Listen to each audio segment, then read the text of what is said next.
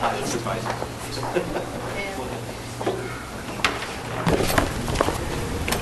out of your snit?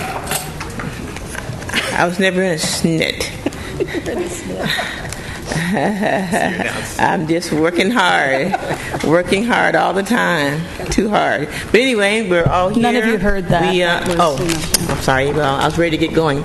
Anyway, Mr. DeBeck, I think, is in the hallway, so we have a quorum, so we'll get started. We will stand for the Pledge of Allegiance. Please stand. Put your right hand over your heart. I pledge allegiance to the flag of the United States of America and to the republic for which it stands, one nation, under God, indivisible, with liberty and justice for all. Can I have somebody adopt the agenda, please? So moved. Second. Okay, please vote. And that might pass. Here we go. Passes 4-0. Thank you very much. First up is, this is all school student instructional matters. We had the public hearing to consider the renewal of the charter petition for museum amendment for Promise Charter. And so you want to take these individually or all together as a group? At least the first two or three or something. Yeah, I didn't have any. I'm okay with museum and Promise. I moved the first two. How's that? So the first two, okay. Promise and museum. There's a first, there's a motion, and there is a second. Either one of them for these. Okay, museum has two speakers. President Jackson. Oh, I'm sorry. Museum is a public. I'm sorry. I'm ready to go ahead. Actually, yeah, the first one isn't. The first one's a public hearing. Museum has two speakers. We have look like Gingerly Lowe and Hannah Jinsei. Hello. Hi, I'm Ginger Lily Lowe, 1250 Weaver Street, 92114. Ladies and gentlemen, we'd like to thank the board and the San Diego Unified staff for 12 years of a positive experience and relationship.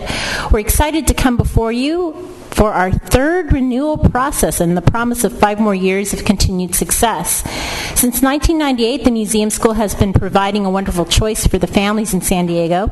Museum School offers a unique program featuring developmental learning and multi-age project-based learning groups, using the resources and interacting with the community organizations and museums of San Diego. Because of our location, we've also been working closely with the museums in Balboa Park. Our school offers a rich arts program, and our Balinese, gamelan, and dance program still thrives after 11 years. Our Museum School alumni continue to return to teach our younger students and perform in our performing group, Girinata, all over San Diego and up in Los Angeles. And there's a great demand for this type of educational experience that the Museum School offers. We can see that from our long waiting list to get in. Last year, 120 kindergarten applicants applied for just 12 spots. We also continue to receive great support from our parents and community. Last year, in our separation from the Children's Museum, the school added K-12, and as you are well aware, there was also quite a financial roller coaster ride from the state. Well, with their support and hard work, we were able to raise $120,000 through grants, events, and pledge drives to help us in the expansion needs and startup costs for the new classroom and facility requirements. Finally, to the coin of the realm, our APR scores have been above 800 for the past 5 years, and this year we've achieved our highest score to date of 831. We appreciate the opportunity to share briefly about the good things happening at our Museum School program and look forward to our continued partnership in educating our students. Okay. Thank you. I'm Hannah, 4644 Dana Drive. I'm a 2009 graduate of the Museum School, and today I'm going to tell you about some of my experience. I was lucky enough to participate in the school student governing board as the president, and one of my favorite jobs was helping to run Monday meetings. I would meet with the teachers and the principal beforehand, and we would discuss and we'd talk about the matters which were to be discussed in this school-wide meeting. When the time came, I would sit by the principal's side as I told the school of upcoming dates, field trips, and projects. This helped me so much to become a better public speaker and work confidently with adults. The adults at our schools are definitely add to the comfortable atmosphere. They're so loving. especially our secretary. If you have a bad stomach ache, she'll give you a hug and make you a cup of tea. I never knew how wonderful she really was until I switched schools. And oh, how I wish I could trade our secretary for her. It's not just Jane either. It's all the teachers. They speak to you like you're a real person, not just another lousy student. They try their best to help you with the misunderstood, and when you finally get it, you can tell they're truly proud. For as long as I can remember, I've loved sewing, and I've always wanted to be a fashion designer. At this school, the students have the wonderful privilege of taking sewing class in the afternoon. In fact, it's required. I learned so much from our teacher, skills she probably didn't even take much notice to teach me.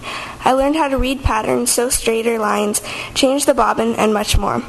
Most of all, her wacky sense of style helped and inspired me to be myself and express myself through creativity.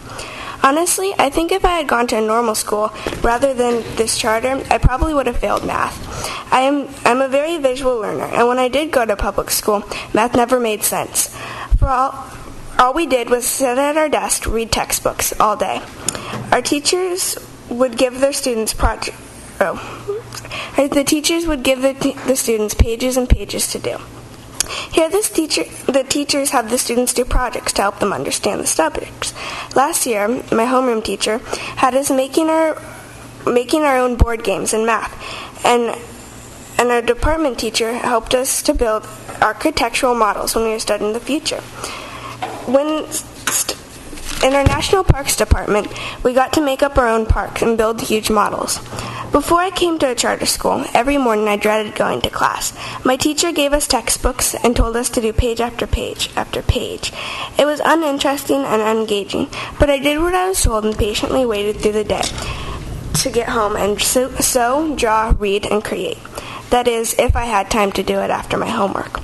In the middle of the year, I was switched to this school, and every day I woke up, I looked forward to going to this school, a very rare thing for children. I couldn't wait to see my teachers and find out all the cool projects we would be doing this day. At this school, I was able to make some of the best friends I'm sure I'll have forever. Take part in this amazing, funny, sad, challenging, and best experiences I'll ever have. Thank you very much. Okay. Board member comments? Okay, then let's move on to Promise Charter. This is an amendment to the charter petition. I move approval. Okay. Right, the motion was... We already made them, yeah. Well, but... The first one didn't need a motion. Okay, second. We're willing to do it again, right? All right, yes, do it again so we do it right. There we go. Got a second, and please vote. Any comments? Any speakers on this one? Well, that was just Promise right there. I just want to make sure. Yeah. This is Promise. Dr. Evans and Mr. DeBeck, will you please vote? Mr. DeBeck is voting. Thank you very much. That passes 5-0. The next item is item C03, which is a multi-year agreement for charter schools on district property. Mr. Koba. Thank you, President Jackson.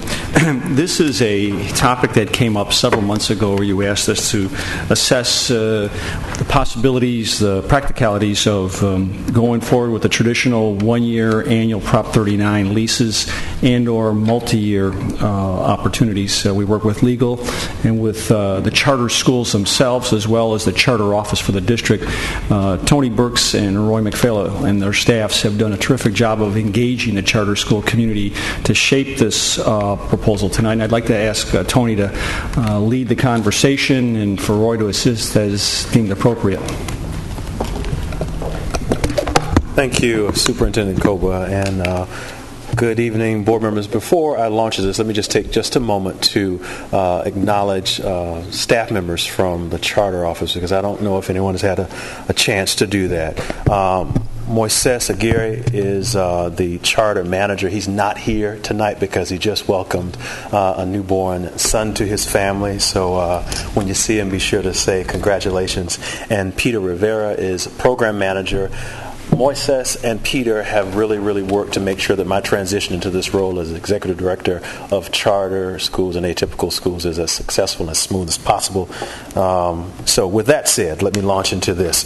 The Charter Schools Office has worked collaboratively with the Charter Leaders Advisory Group to develop criteria for a multi-year facilities agreement. You have before you two options. Option one, in my terms, articulates a multi-year facilities use agreement and a process that reflects the criteria as brainstormed brainstormed by the Charter Leaders Advisory Group. This resulted in 3 schools being ineligible for the multi-year facilities use agreement. Those schools are Einstein Middle, King Chavez Excellence, and Gompers Preparatory Academy. Option 2 outlines a multi-year facilities use agreement and process that considers what Superintendent Koba often talks about, the person on the street. What does a man or woman on the street have to say about this? And this particular view modifies what was brainstormed by the charter leaders, and option 2, if approved by the board, would make each school that is currently using district spaces eligible for a multi-year facilities use agreement. The criteria as brainstormed by the Charter Advisory Group would then apply to future charter petitions. Of course, the staff recommends that the Board of Education approve either option 1 or option 2.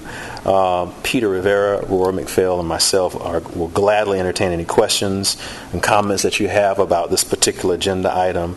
And there are, last check, there are 4 charter schools that have individuals represented here tonight who would gladly chime in as requested by the board. Board members, do we have a motion for any of these options?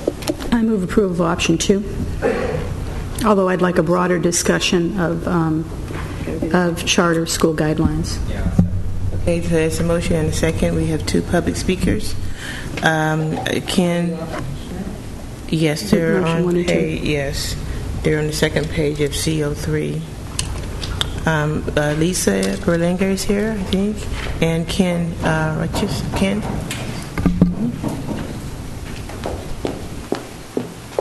Thank you, President Jackson, Superintendent Koba, board members. I'm Lisa Berlanga with the California Charter Schools Association, and I just want to say thank you. This is huge. This is a monumental step the board is taking to lessen bureaucracy. Imagine that. On all sides, we're going to save precious time, both at the charter schools and at the district level. I'm sure Roy is happy today, too. We're going to save trees. There's just all kinds of really positive reasons to lessen this task for everyone, and it's going to basically be the same results. So we're thrilled that you're taking this innovative step. We appreciate the collaboration that Tony Burke and the Charter Office, Peter Rivera has touched bases with charter folks, solicited their input and our feedback. So we appreciate the collaboration.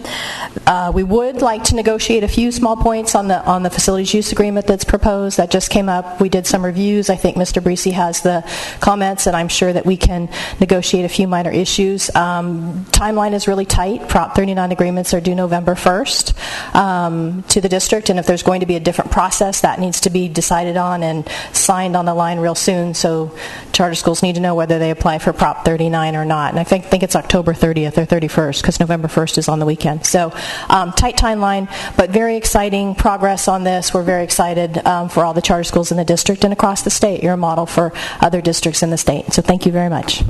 Okay, thank you.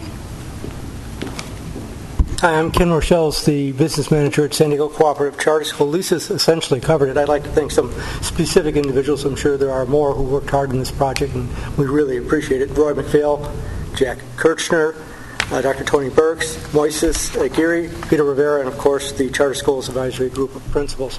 We really appreciate all the work. We think you did a good job. We like the product. I'd also like to urge the board to approve option 1. I think all the schools who are currently in district facilities should stay in district facilities in multiple year arrangements. Option 2. That's 1 or 2. That's option 2. Option 2. That's all. Yes. Sorry. Okay.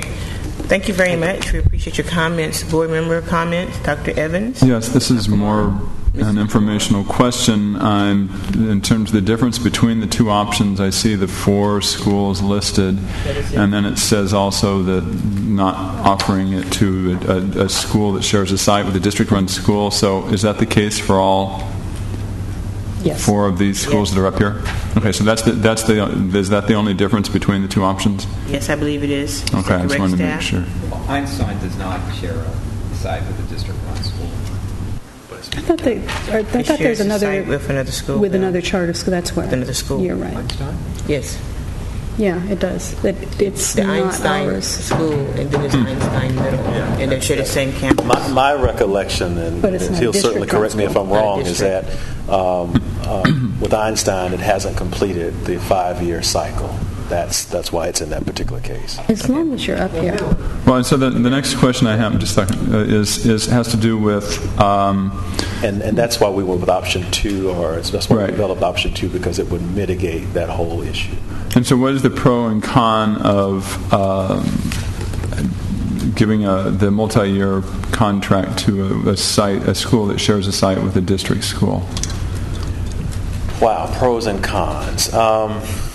One of the things about schools that first of all, let's back up. It's critically important when we're looking at multi-year lease agreements that we think about schools that currently have charters in existence that are saying we've got another charter that might be 2 years old or a year old. We want to make sure that we provide space for those. And we're honoring and we're thinking about what is it that, what legacy have they established? What kind of experiences do we have with their work? So that's one thing. The second part about using the spaces that are currently used by district spaces, not every single space, for instance, if we look at Memorial, not every single space there is used by the district. We're trying to maximize the spaces. We're trying to look at ways of developing good working relationships. I know we've got Gompers and Millennial Tech, and ways that we're looking at partnerships and sharing spaces. There are a lot of positives that could come from that, but there are also in the document that you'll see, if the district has thinking about utilizing space in a different way, there are measures both for the charter school and for the district to remove itself from that. We called it in the work group an escape clause. I forget what the technical name that they have in there now, but we've got those kinds of provisions. So basically, if the district wants to maintain the flexibility to increase the capacity of the school that's on the site, they would have more flexibility. But there's a process for moving through it, and that's what we have articulated in the agreement. Okay. Did I miss it? Yeah, I had. It says multi-year, but it doesn't say how many years.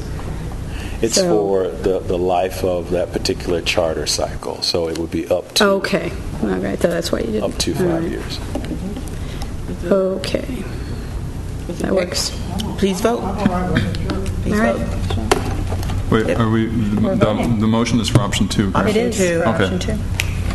Okay, it's 5-0. The next item is resolution in matter of Evangeline Roberts Institute of Learning to establish a separate fund in the county treasurer. Move approval. Okay. All right. Any comments? Please vote. That passes 5-0. The board will take a 5-minute recess and reconvene upstairs. Do we have to? I move that we recognize the shortest meeting ever. That's right. I can agree. Sounds great to me. All right, we're out of here. Thank you for coming, everyone.